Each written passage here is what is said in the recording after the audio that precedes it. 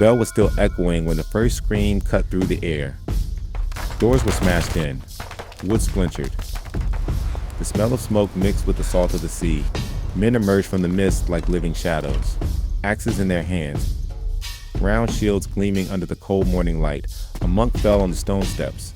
Another tried to run, but the courtyard was already overrun. The ships were there, long and silent, like animals waiting for the hunt. There was no warning, no declaration of war.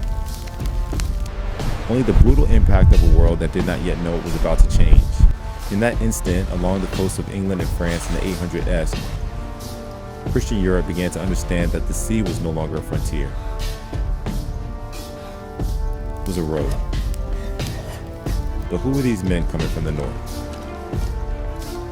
And why did their arrival seem to announce the end of an entire era? The Viking incursions of the 800s were not simple isolated attacks. They were a historical rupture. A clash between worlds that reshaped the political, economic, and cultural map of medieval Europe. Monasteries plundered, cities burned, kingdoms humiliated, terror crossed rivers, moved along trade routes, and penetrated the heart of the continent.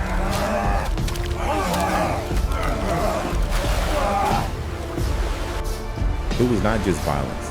It was a new kind of mobility, of warfare, of expansion. A phenomenon that challenged the very notion of security. No coastal wall seemed sufficient. No prayer seemed strong enough. And yet, Europe in the 800s was not a decaying land waiting for ruin. On the contrary, after the reign of Charlemagne, the continent was living through a period of reorganization. Monasteries accumulated manuscripts and wealth. Fields were cultivated regularly. Trade routes connected villages to emerging urban centers.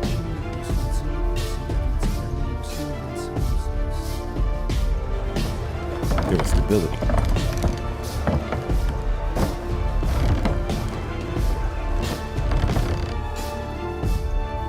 There was faith. There was growth.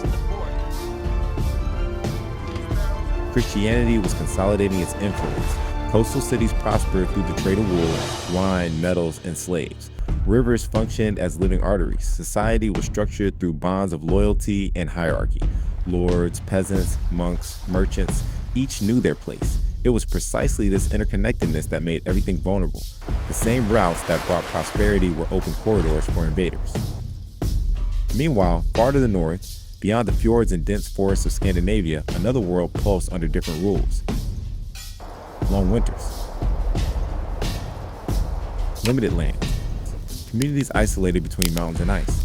Demographic pressure increased. The search for land, wealth, and prestige became a necessity. There, men learned from an early age to navigate, to read the wind,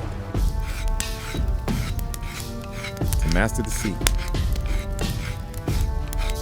Their ships, light and flexible, glided over shallow waters and could sail up rivers that larger vessels could never reach. It was not only hunger or desperation.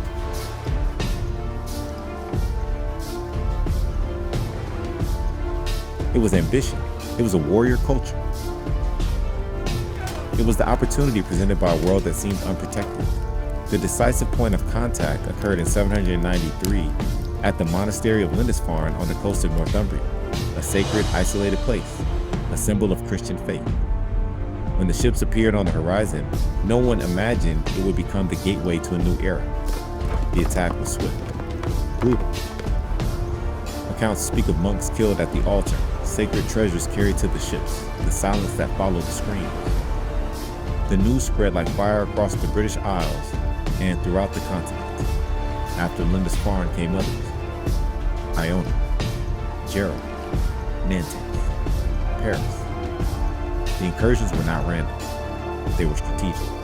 They took advantage of tides, seasons, and vulnerabilities. The rivers Seine, Thames, and Loire became avenues of invasion. Villages were plundered before messengers could warn neighboring cities. Fear spread faster than any organized army. In many regions, the reaction was confusion. People prayed for divine protection. They interpreted the attacks as heavenly punishment. Some kings tried to pay tribute to avoid destruction. Others raised hurried armies, often defeated by the superior mobility of the invaders.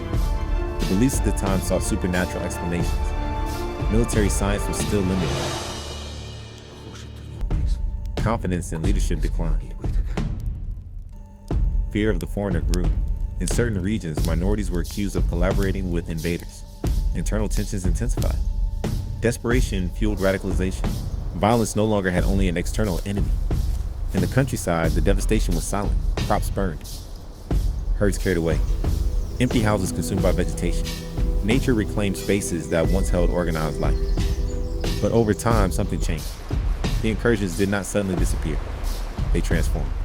Many Vikings stopped being merely raiders. They became settlers. They founded settlements in England, by Ireland, the river. and Normandy. What It is began good as land. terror evolved into The soil is rich. intermarriages, It will provide. shared trade. New cultural identities emerging from the blending of Scandinavians and continental Europeans. The retreat of tragedy was not a definitive military victory. It was adaptation. It was absorption. The medieval world reconfigured itself to survive. Fortifications became more common.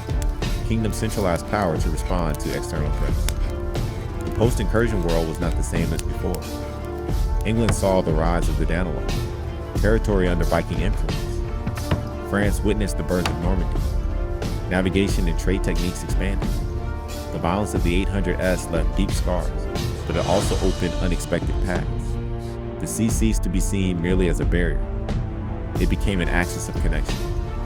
Today, when we look at that period, it is tempting to reduce the Vikings to bloodthirsty barbarians. But that narrative ignores the complexity of a clash between systems.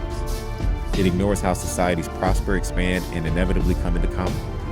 The Viking incursions of the 800s remind us that security is always relative. That prosperity creates visibility. That routes that enrich also change. Ships change. But the dynamic between expansion, fear, and adaptation remains surprisingly familiar. Perhaps the real question is not why they came, but what we would do if tomorrow the horizon revealed unknown sails. Because understanding the past is not an exercise in nostalgia. It is a tool for survival. And as we continue exploring other eras, other ruptures, and other collapses, one thing remains constant. The present always carries echoes of what has already happened.